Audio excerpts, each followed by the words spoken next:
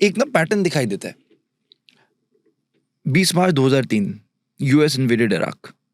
US claim करता है कि इराक के पास न्यूक्लियर वेपन्स हैं, और जब वहाँ पर देखा तो बाद में कहते कुछ मिला ही नहीं, और जो इराक का तेल था वो अमेरिका के पास आ गया।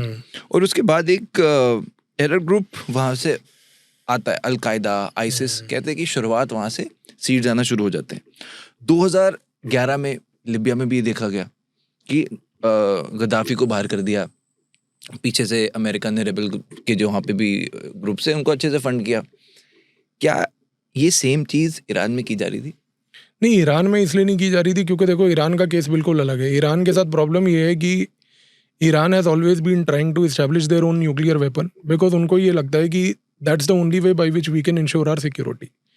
और वो इसलिए है क्योंकि जब से ईरान में रेजिम चेंज हुआ है 79 में, तब से अमेरिका ने हर एक कोशिश की है कि वहाँ के रेजिम को डिस्टर्ब किया जाए। उसका सबसे बड़ा रीज़न क्या है? सबसे बड़ा रीज़न ये है कि जिसके बारे में चर्चा नहीं होती, कि Iran today holds the second largest natural gas reserves of the world.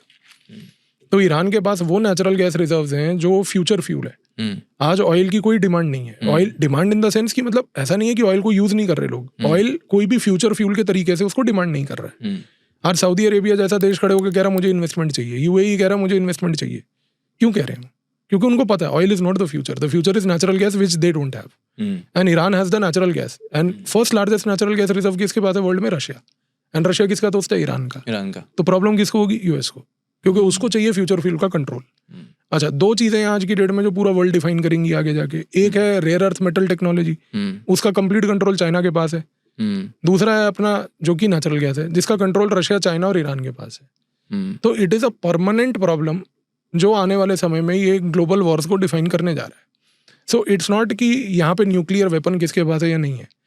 Let's go back down to the basics. The basic is it's the game of control over natural gas, कि किसके पास नेचुरल गैस का control होगा future fuel के लिए, क्योंकि वो country जो है आगे जाकर वर्ल्ड ऑर्डर को डिफाइन करने जा रही है।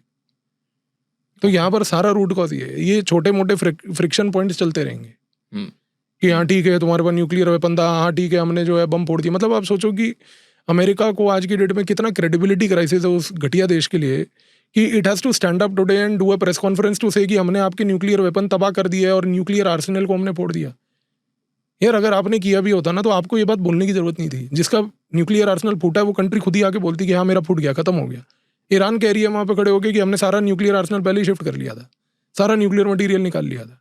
आप जाके वहाँ पर खाली शटरों के ऊपर बम गिराए, क्या अचीव किया आपने? तो यहाँ पे चीज़ समझने की है, there is a lot of credibility issue with America today, and a person like Donald Trump till the time he continues in America, America's credibility will go down further. So उसका कोई फ्यूचर है भी नहीं वैसे भी। तो ये चीज़ तो फैक्ट है। बट ट्रम्प ने अपने इलेक्शन कैंपेन में चिल्ला के बोला था कि भैया मैं रशिया यूक्रेन ख़त्म करा दूंगा, मैं पीस लेकर आऊँगा, अमेरिकन सोल्जर्स दूसरी सॉइल में जाकर लड़ रहे हैं वो सब वापस करूँगा।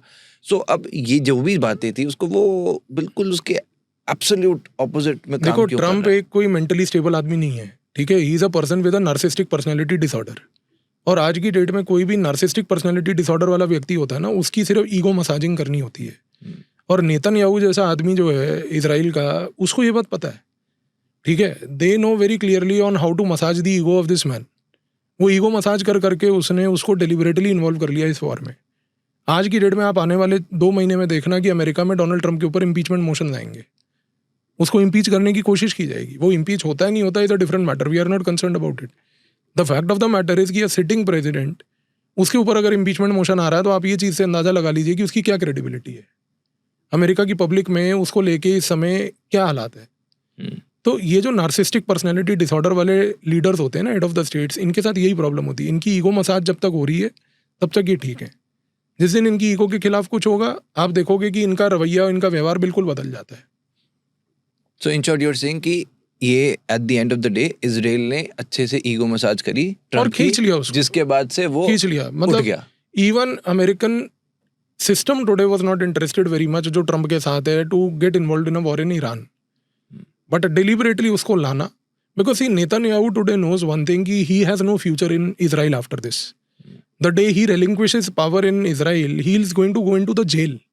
उसकी ये कंडीशन है नेतन्याहू की। नेतन्याहू को पता है ये बात, उसके ऊपर वॉर क्रिमिनल्स के केस चल रहे हैं यार इंटरनेशनल कोर्ट ऑफ जस्टिस में। मतलब आपको लगता है कि वो कोई नॉर्मल आदमी है? You can imagine what kind of a criminal gang is today running Israel or what is kind of a criminal gang running today, America. So ये चीजें इवेंचुअली आप देखना किस तरीके से मटीरियलाइज करती हैं आगे जाकर. They are not going to lead to a very positive outcome in any scenario.